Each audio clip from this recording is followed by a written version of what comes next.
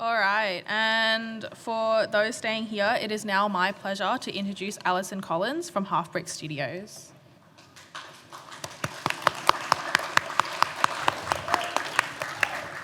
All right. Oh, good. This is on.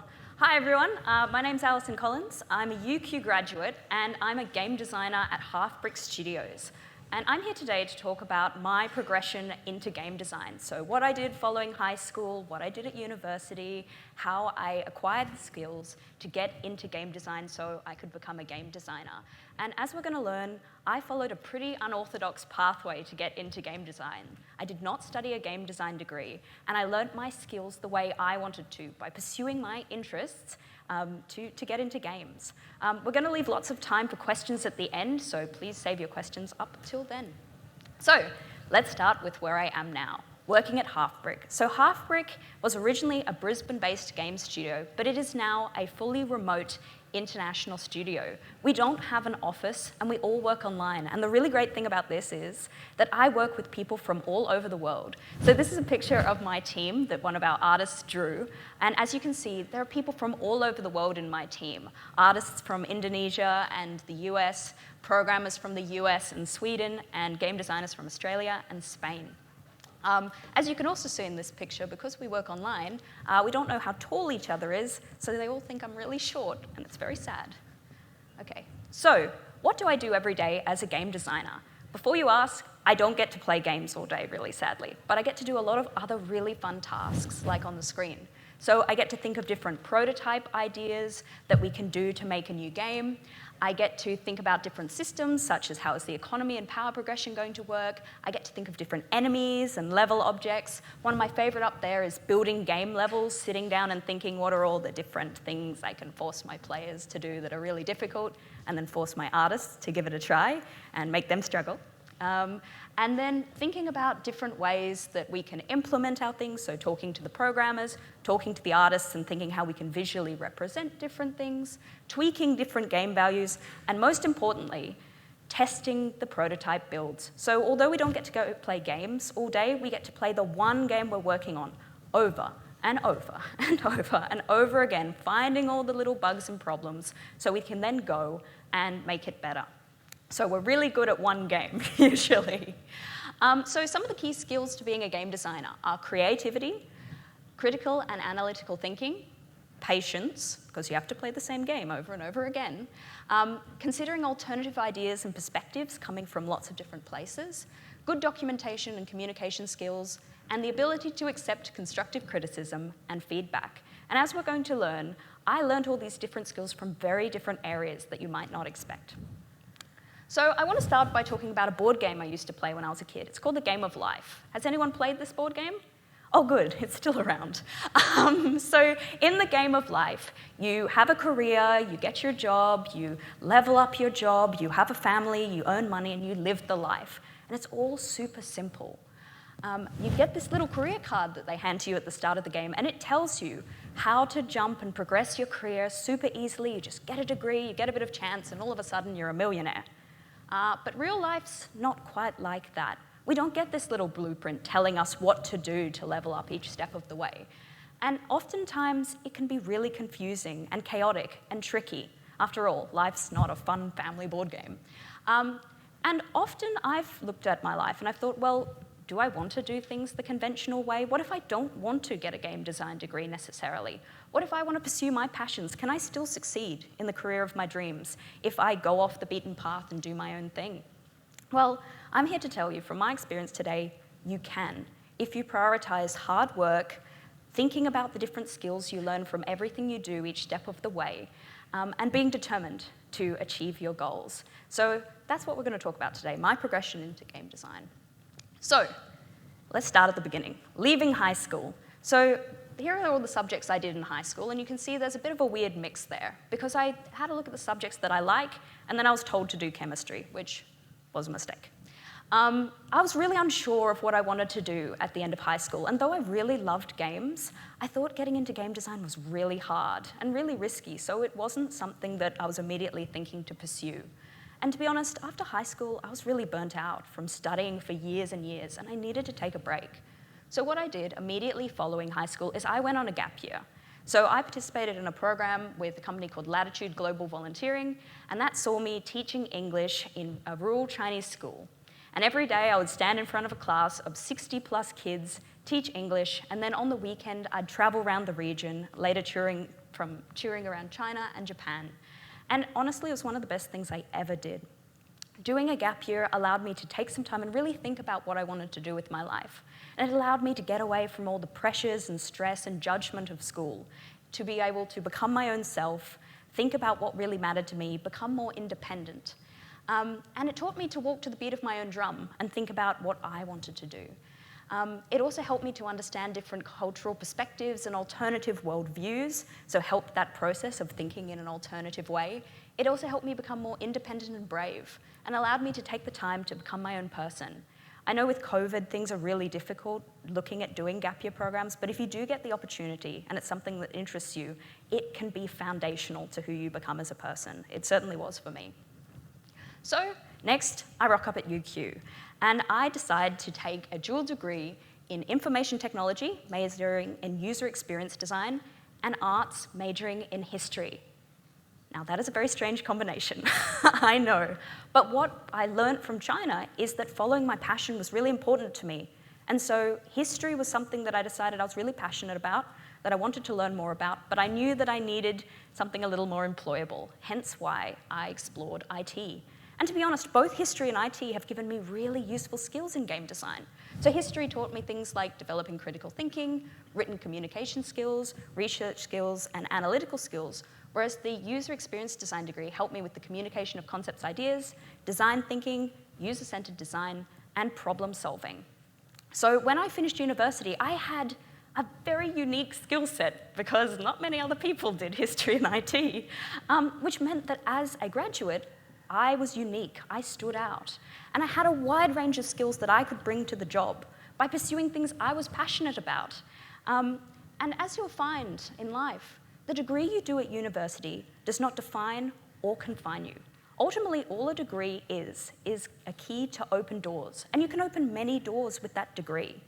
The main thing is to learn how to market those skills. How do you present that your history degree is useful in game design? How can you show and demonstrate those skills to be able to get that job? As I was saying as well, multidisciplinary studies can be super advantageous if it's something that interests you. So at university, even if you do one program, you can often take electives in completely different faculties. You can study engineering and take a music course or a philosophy course.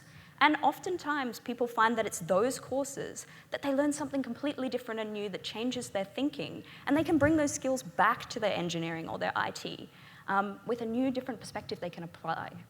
Don't be afraid as well to experiment with different programs as well. Changing your degree is something that so many people do at university. They start something, they figure it's not quite for them, and they switch. You don't need to have it all solved by the time you leave high school. You can learn, you can experiment, and you can figure it out as you go along. It's fine. And that's what I ended up doing. So, clicker didn't work. So, I graduated from UQ, and then the pandemic hit. And I did a bit of soul searching and thinking, and I thought, you know what, I want to get into game design. But I didn't do a game design course. I had only ever made one game in my life, and that was a historical board game for one of the history courses. And I knew no one in industry. So what do I do? How do I get into games when I don't have this basis? Well, what I decided to do is some self-study. There are lots of different things you can find online to teach you. Amazing YouTube essays, analyzing things. You can actually sit down and play games and think, why is this fun? How can I learn from this game? What if I was the game designer in this? How would I make things differently? And talking to friends who are also passionate about game design, learn what they like, learn what they don't like, and think, how would I apply that? So I did that. I also looked into the required skill sets for jobs. One of the best things you can do in any career you're looking at, look at a job advert. What skills are they looking for? Do you have those skills? And if you don't, you can go and learn them, which is what I had to do. So for me, that was learning Unity game development through taking some Udemy courses. There are lots of free resources on YouTube, Udemy, different things like that you can learn skills today. In high school, you can already start doing game design and development by sitting down and learning these skills. And it will not be easy. You will struggle. But by doing more courses and more projects, you'll get better and better. You can also join different industry sessions, a bit like today. There are lots for game design all over the world. You can join different Discord servers, learn from industry people, and get advice from them how to enter their company specific. And also, you'll have to make a portfolio website showing all the different projects you've done. Another thing to look at specific for game design is online game jams. So a game jam is usually a 24, 48-hour competition where people get together and they make a game in a really short space of time. And it's really hectic, you don't get much sleep, but you get to make a game all together. And that's one project done in 24, 48 hours. You meet people and they're really, really wonderful things to get involved in. So if you're interested in game design, that's the #1 thing you can do. And so I'd done all of this after months and months of trying to learn game design. And I kept looking at opportunities online. I tried every different search of game design competition and game design jobs and how to get into game design. And finally, I found something that was right up my alley. It just so happened there was a historical board game design competition out there. I was so surprised. And I thought I would enter it and see what happened with my not very good, basically snakes and ladders historical board game. And this contest was called the Zenobia Award. And it was a contest where underrepresented designers could come in with their game design idea, get paired with someone in industry, and they would teach you how to make games. So I went in not really knowing what to expect.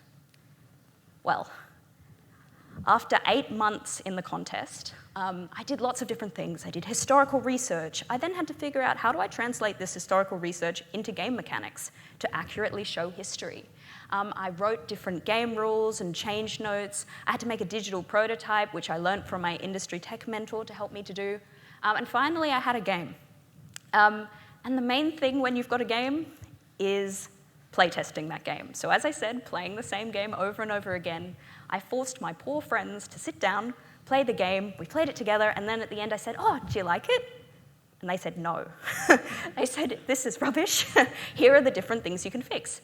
And accepting that constructive criticism was really hard. But what you find is you get constructive criticism and you think, okay, I need to make the game better. So you spend a bit of time iterating, making the game better.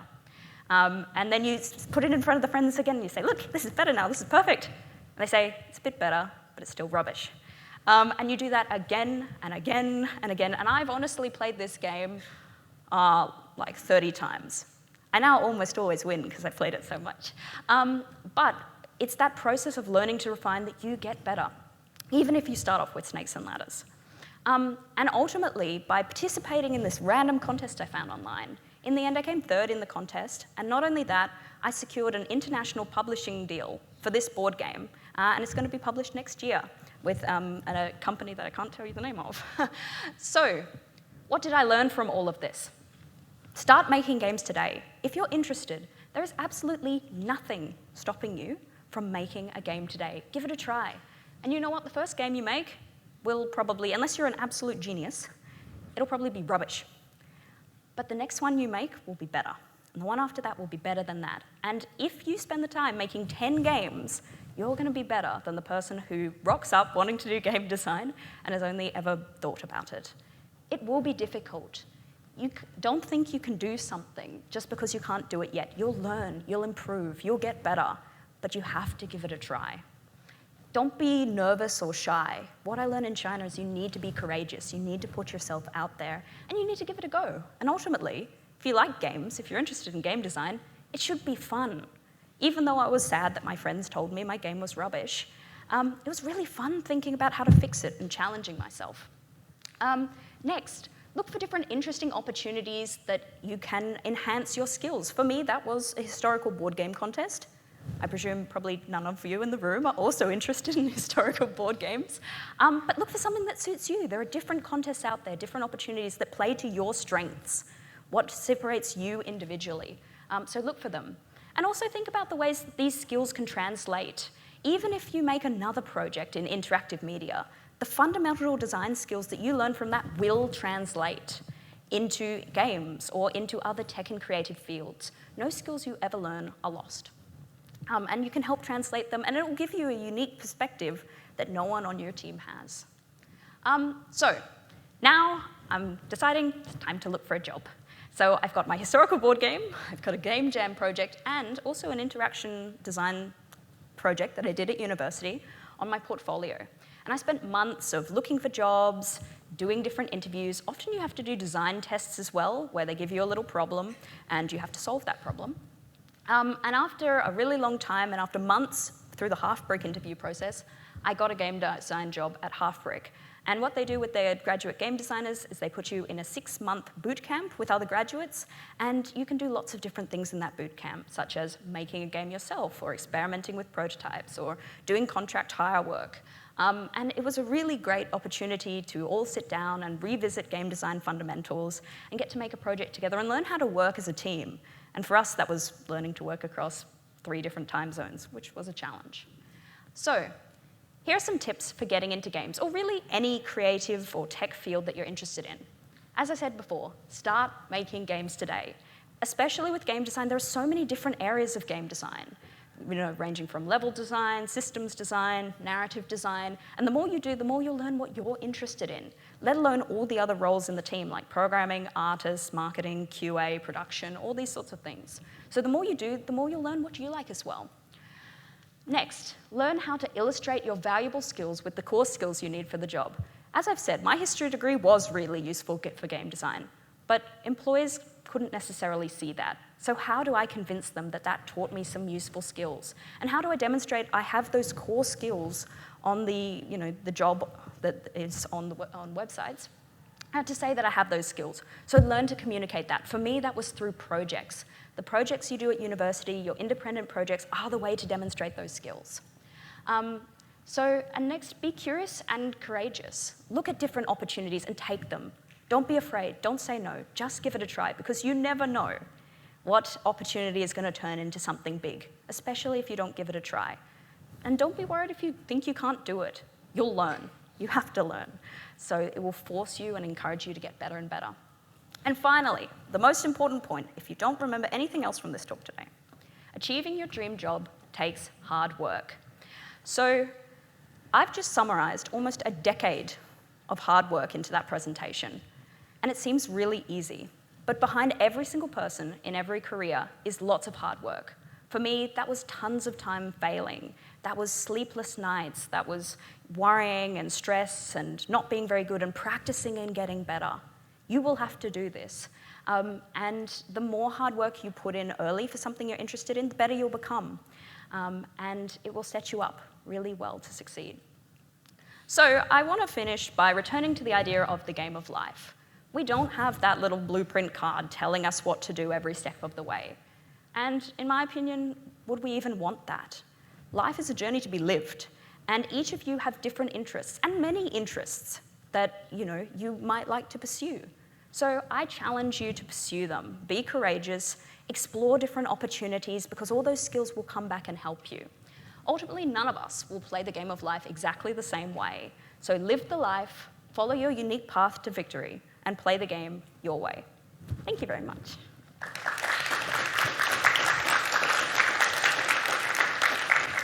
Okay, so I want to open it up to any questions you might have about getting into games or my career path. Hello.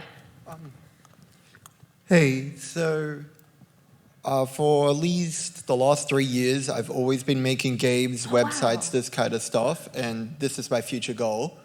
Fantastic. But where do you see yourself going from here? Because I've always imagined where I've got to get to where you are, but the big goal is to own my own company, like Epic Games or all of these big companies that everyone knows about. Yeah, that's absolutely fantastic. And the answer is that we're all going to do something different to get to where we want to go.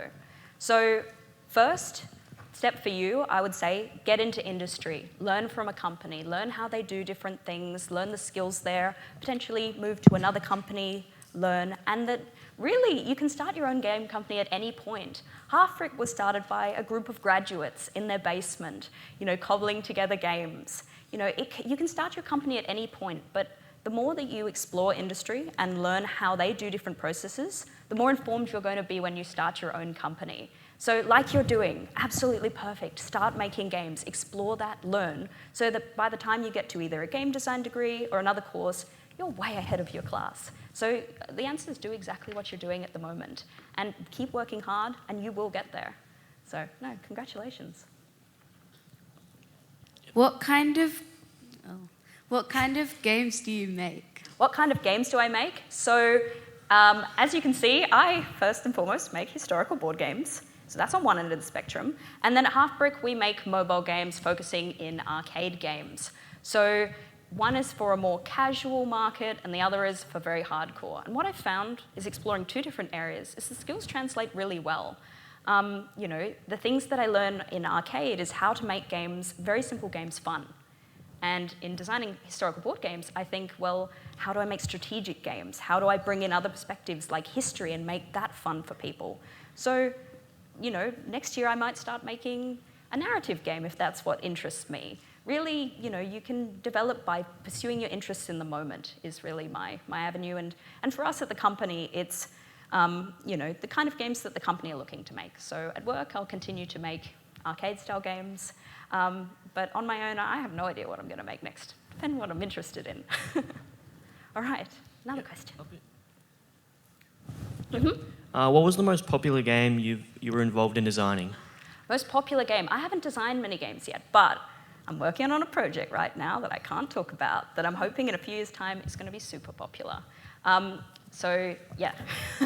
And hopefully the board game succeeds as well. I know about game jams, and they usually have a theme. What was the theme of the game jam you participated in? So the game jam I participated in, the theme was Lost and Found. And so the project that my 6-person team came up with was a blind maze, and it was purely sound directed. So by hearing different sounds, you progressed through this invisible maze, and as the music built and added, you could see you were getting further in the maze. And ultimately, it told the story of someone with dementia and their process of going through, the last few years of their existence.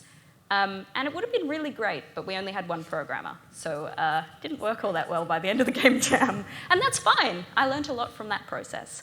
And I learned from that failed project, and that inspired me with some of my current projects.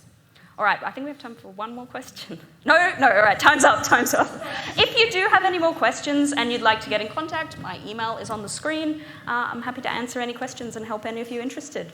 All right, thank you very much. Ooh, there's a wall here. All right, welcome back everyone for morning tea. So it's now my pleasure to introduce Alison Collins from Halfbrick Studios.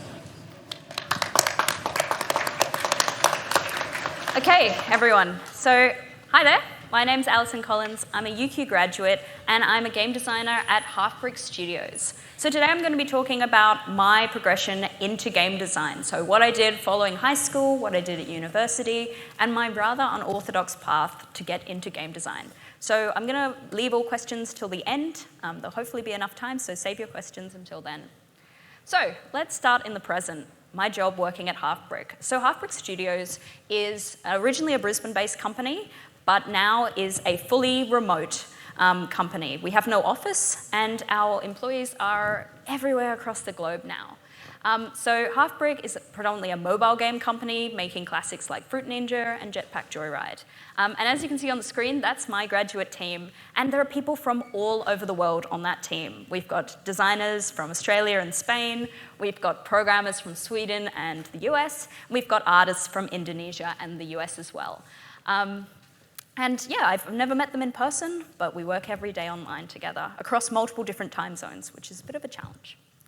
So, what do I do every day as a game designer? Well, I'm really sorry to tell you, we don't just get to play games all day.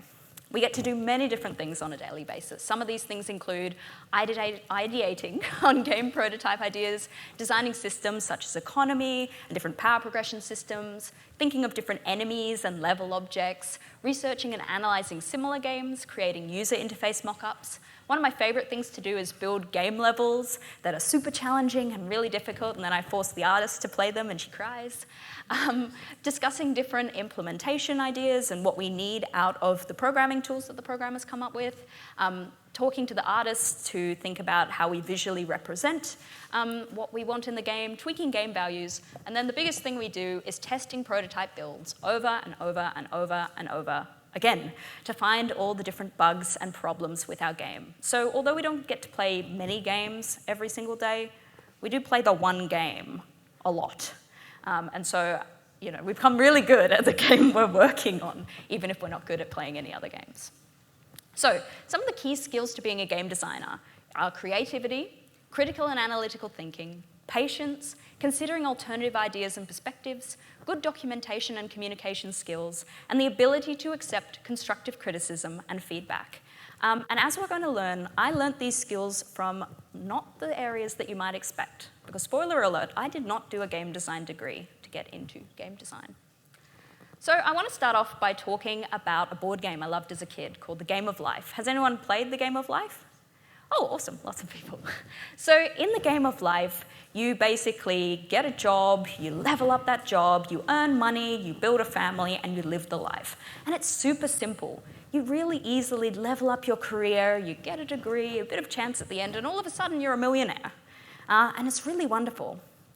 But real life's not quite so simple as a fun family board game. It's a real challenge thinking about how you progress through your career from high school to university. What are you supposed to study at university? How do you transition from that to a job in games? And a lot of the time I found myself asking, do I actually need a degree for this? What if I don't want to get a game design degree to get into game design? Can I still succeed following an unconventional pathway? Well, I'm here to talk today about walking the road less traveled. It's a lot more difficult, but it's so much more rewarding pursuing your passions that you're interested in and being able to chart a course for yourself that is successful. You can succeed with hard work, persistence, determination, and learning how to use your unique skill sets to make yourself a unique job candidate. And that's the goal of what I want to talk about today.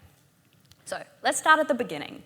After I left high school, I had no idea what I wanted to do at university, let alone a job. So although I loved games, I thought game design was something really hard to get into, super competitive, and it didn't seem like something that I could do. I didn't believe I could. I studied the following subjects at high school, and as you can see, it was a real mix. I did things that I was passionate and interested in, like history and French, and then I was forced to do chemistry, and it was horrible. So that was what I did. I didn't study IT either. So what I found, though, is that after high school, I was pretty burnt out. I needed some time away from studying to reset and have a bit of a think what I want to do with my life. So I took a gap year, and I joined a gap year program with a company called Latitude Global Volunteering, and I spent 6 months teaching English in a rural Chinese school. So I taught groups of 60-plus kids, only 18 myself, and I did that during the week. And on the weekends, I traveled around the region and eventually toured China and Japan. And it was one of the best things I've ever done for myself in my life. I took the opportunity to become more independent, more courageous, and to learn who I was outside of an educational setting. I didn't have all the people in my class judging me. I didn't have the pressure from parents or from family. I could just be myself. I could just live my life, and I could really take some time to think, what did I want to do at university? For me, it was one of the best things I've ever done, and it taught me so many lessons. First, it taught me to walk to the beat of my own drum, to practice making decisions without any judgment or pressure. Also, really useful skills, such as communicating across cultures and learning new ways and perspectives that I could take to sort of challenge my assumptions and learn more and bring new ideas to the table. It was also really good in me becoming more independent and brave and taking time to become my own person. So by the time I reached university, I was much more mature and much more ready to take on the challenges of university by doing a gap year. And I know for you all that with the COVID situation, gap years might not be so possible. But if for any reason they are and you're interested, I can heartily recommend them.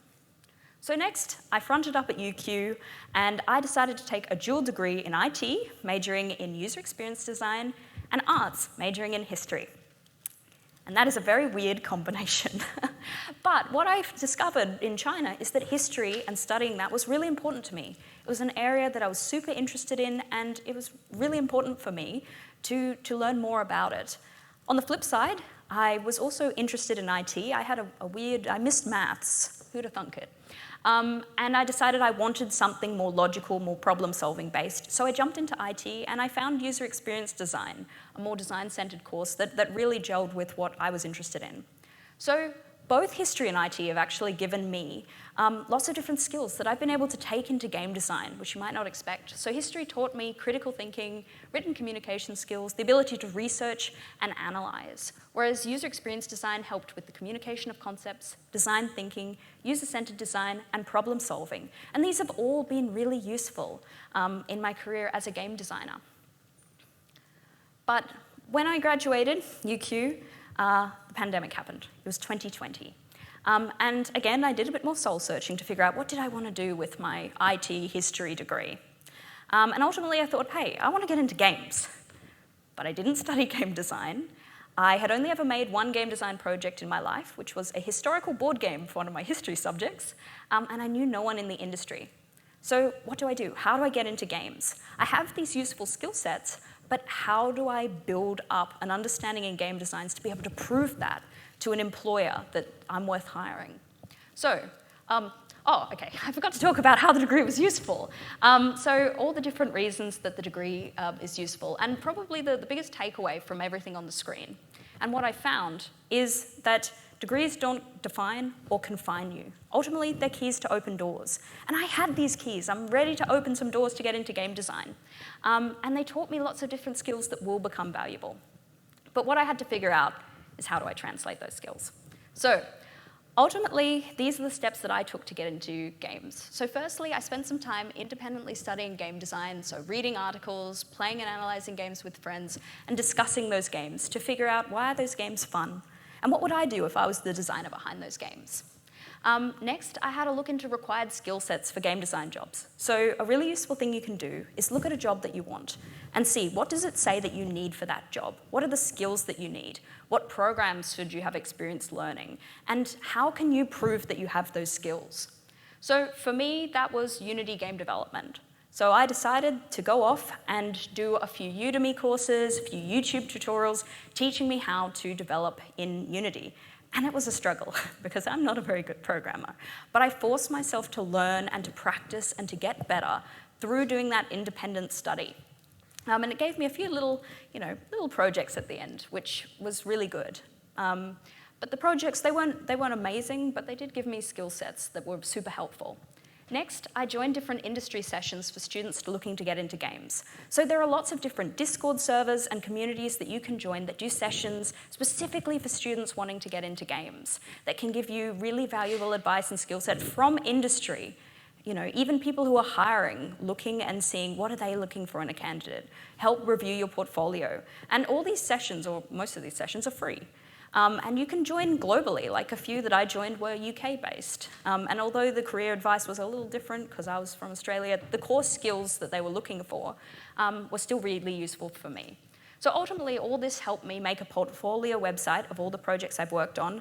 And I decided I needed more projects because I didn't have many.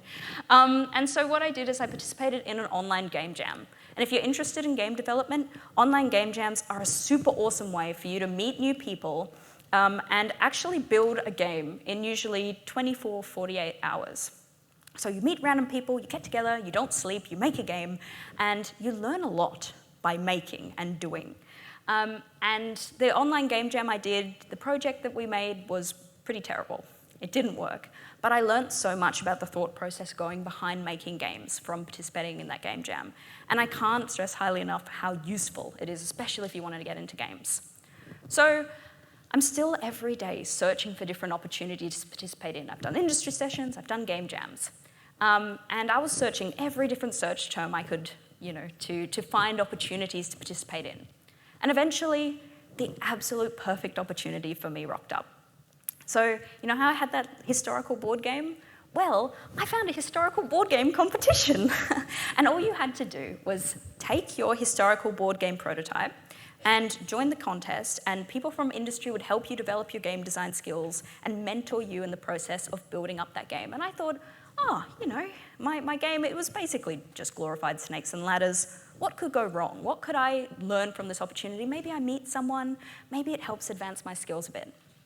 And this contest, called the Zenobia Award, ended up being foundational to my game design career. So I worked on this game called Winye Kausei, and it's a historical board game all about historians trying to find the functionality of Machu Picchu. And I first showed it to my mentor, and he said, the concept's really great, but it's boring.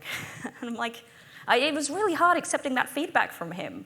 But what I found is that you often get told, this is not good. Here are ways you can improve. What you have to do is you have to turn around and make the improvements. So what I ended up doing is lots of historical research, figuring out different ways that I could accurately show the history in game mechanics, which is a real challenge.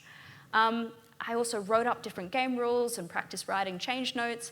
I then built a tech prototype so I could play the game online with people across the world. And eventually I had this game and I put it in front of my friends and I said, let's play it. And we played it. And at the end, I turned around and said, how was it? It was great, wasn't it? And they said, no, it's terrible. And I was very upset with that feedback, but they talked me through why it was terrible, why it wasn't particularly fun. And I took that feedback and I changed it and I improved it a bit more, and then I re-presented the game to them and I said, let's play again. And they played again, and they're like, oh, this is a bit better. Still terrible. And I had to do that so many times. Play testing, getting feedback on your terrible game and improving it is a core part of game design and part of life. You're not going to be great the first time you do anything, but the more times you do it, the more you practice, the more you listen and ask, okay, so you thought the game was terrible, what can I do to improve it? And learn to ask questions that can help you improve that, your game will get better. And my game got better. It's gone through dozens, if not 30 different iterations of the game. And ultimately, that process of improving and learning and getting better saw me not only come third in the Zenobia Award, but securing an international publishing contract with an international publisher, and the game is going to be published next year. And that was just some little opportunity I found online. So let's talk about all the things I've learned through that process. So first thing, if you're interested in games, start making games today. There is absolutely nothing stopping any of you making a game.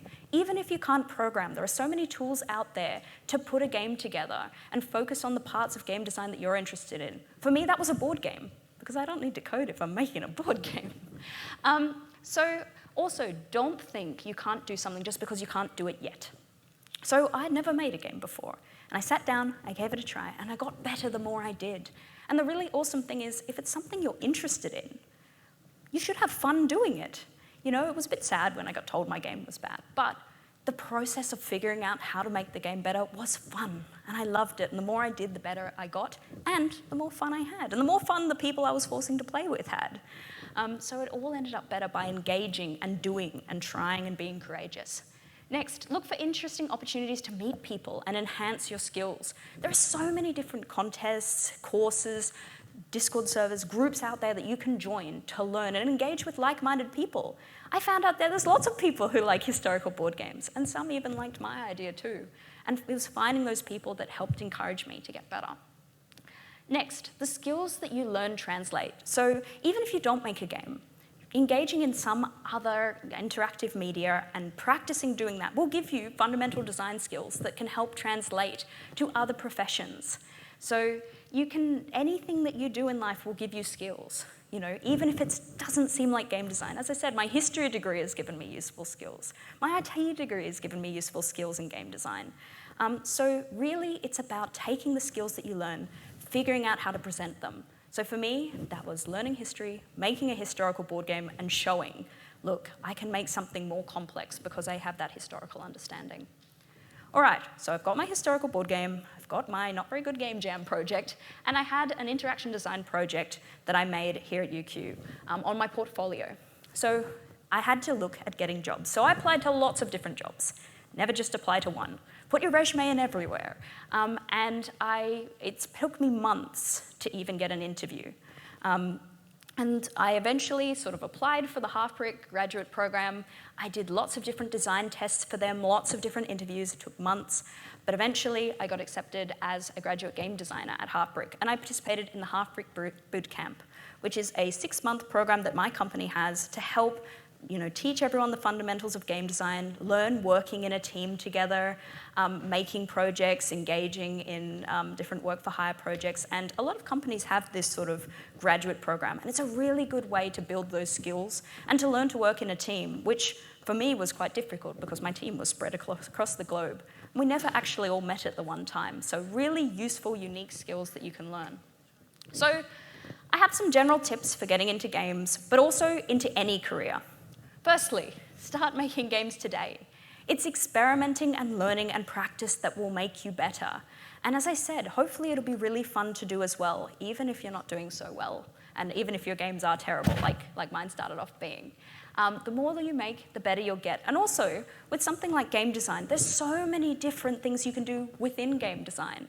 There's level design, there's systems design, there's narrative design. So doing more projects will help teach you what you're interested in, let alone other disciplines in games, such as programming, art, marketing, QA, production. The more projects you do, the more you'll learn what interests you. So start making games today. All of you in the room can if you're interested. Next, learn how to illustrate your unique, valuable skills with the core skills that you need for the job. So although I found history really beneficial to game design, I had to show it to my employer, because if they saw history degree, hire me, they'd think, what? So think of different ways that you can present the unique skills you have, but also develop the core skills you need. So that's looking at those job adverts, figuring out, how do I show that I have Unity development skills? How do I show that I have game sense? And presenting that in your portfolio through projects is a really good way to do that. Next, be curious and courageous. Seek and take opportunities. There's no reason not to give it a try, because even if you fail, like I did in that game jam, I still learned a lot, and it helped me for the next project. And the more you do, you can also put them on your portfolio as things you've done, which is super helpful. And finally, if you remember nothing else from my talk today, please remember that achieving your dream takes hard work. So in this whole presentation, I've summarized almost a decade of hard work. That's practicing, that's failing, that's sleepless nights, that's countless university assignments. And you don't see that behind every single speaker that you hear today, between everyone who's in any job, they have had to work really hard, and they've all failed at different things to get to where they are. So you need to try, you need to give it a go. And through having a go, through learning, through figuring out what you did wrong, accepting that criticism and improving, you will get better and you will succeed. So I want to return back to that game of life. So life isn't like the game of life. It's not a simple board game. We don't have a checklist to get to where we want to go with our careers. But to be honest, would we even want to? Life is for you to explore, and it's for you to explore your interests and the things that are intriguing to you. So for you, I want to challenge you all to be courageous, explore opportunities, take opportunities, make a game today if you're interested, because ultimately none of us are going to live the life and play the game the same way. We're all going to do different paths to get to where we want to go. So make sure you live the life, follow your unique path to victory, and ultimately, don't be afraid to play and win the game your way. Thank you very much.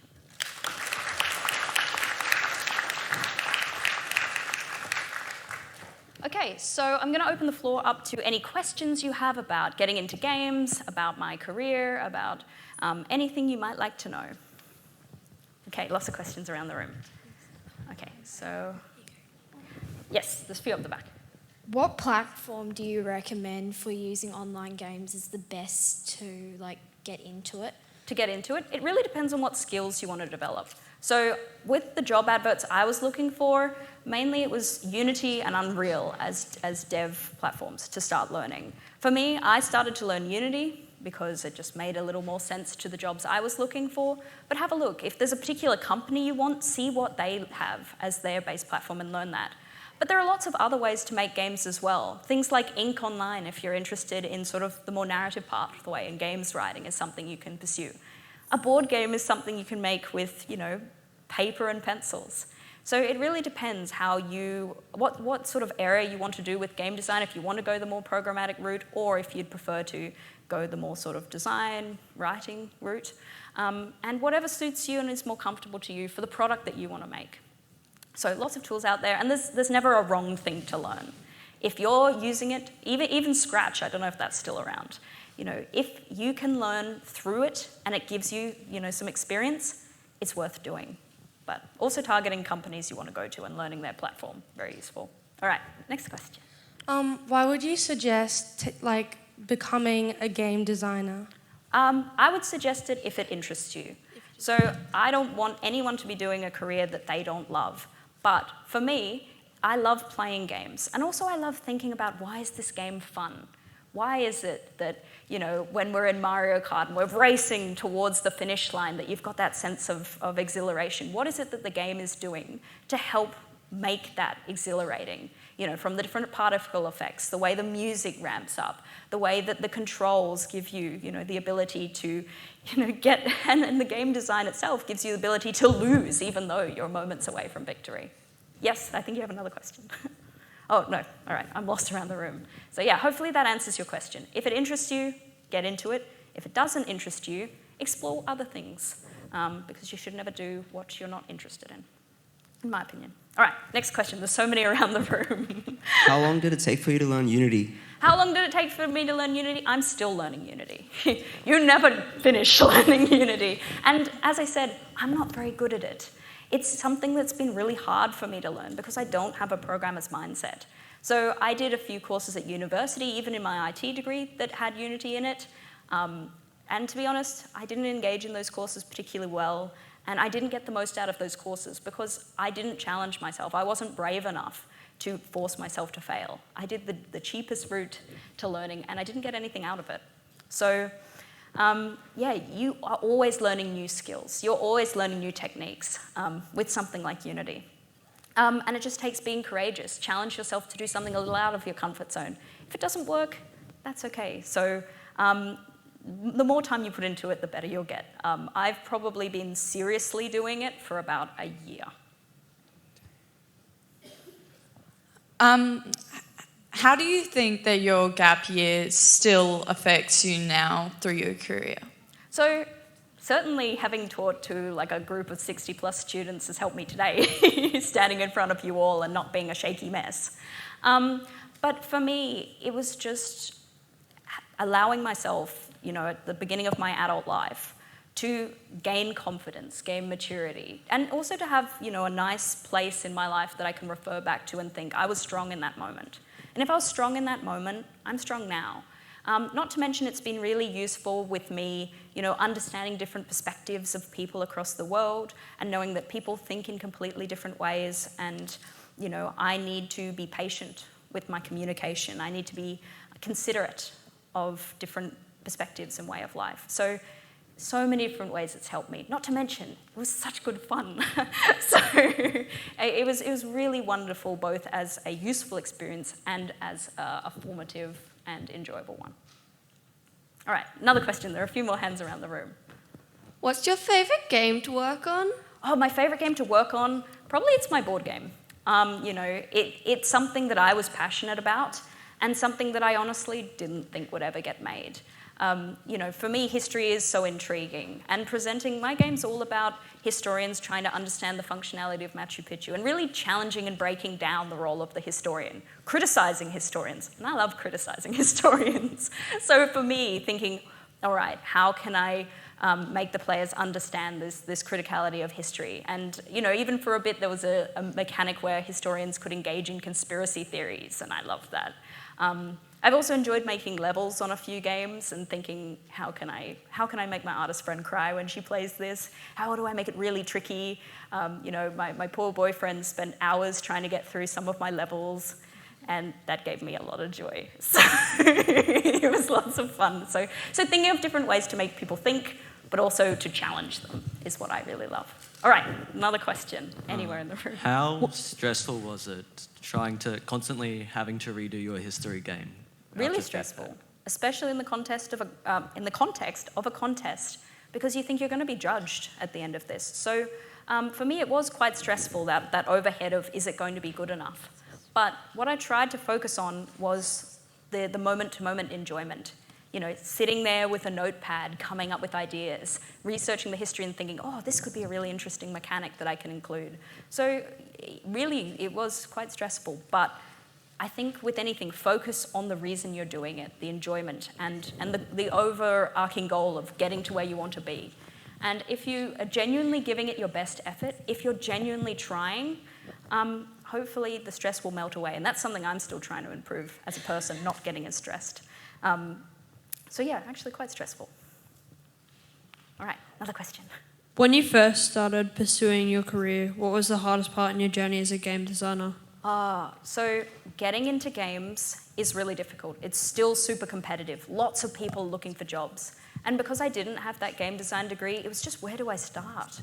You know, how many different times can I apply and see you've failed to make it to the first step before I lost heart?